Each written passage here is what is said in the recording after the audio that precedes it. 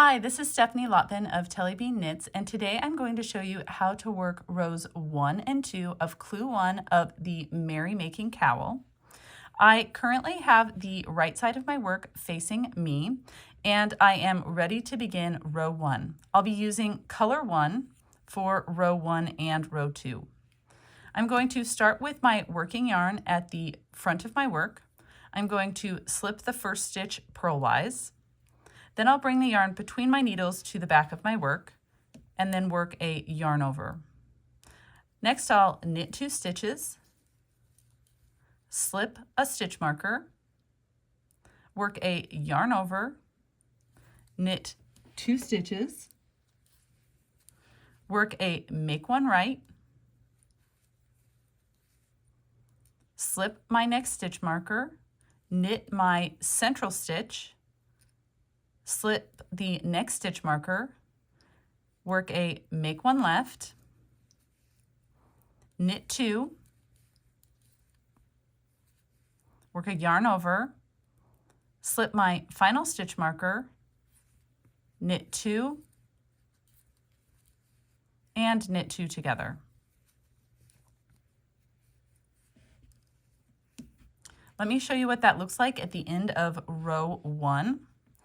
At the end of row 1, with the right side of my work facing me, I have 4 stitches between the beginning of the row and the first stitch marker, 4 stitches between the first stitch marker and the second stitch marker, 1 central stitch between the second and third stitch marker, 4 stitches between the third and fourth stitch marker, and 3 stitches between the fourth stitch marker and the end of the row. I'm now ready for row 2, so I'm going to turn my work. I now am on a wrong side row. I'm going to move that tail out of the way, and I'm going to slip the first stitch with yarn in front, purlwise. I'll bring the yarn between my needles to the back of my work, work a yarn over, knit 2 stitches, slip the first stitch marker, bring the yarn to the front of my work. I'm going to purl to the next stitch marker. I'll slip that second stitch marker, purl the central stitch, slip the third stitch marker, purl to the next stitch marker,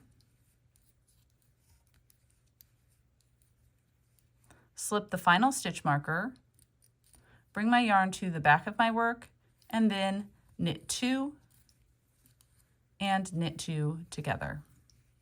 I'm just going to turn my work to a right side row and show you what I have on my needles. So the right side is currently facing me. I have just completed row 2.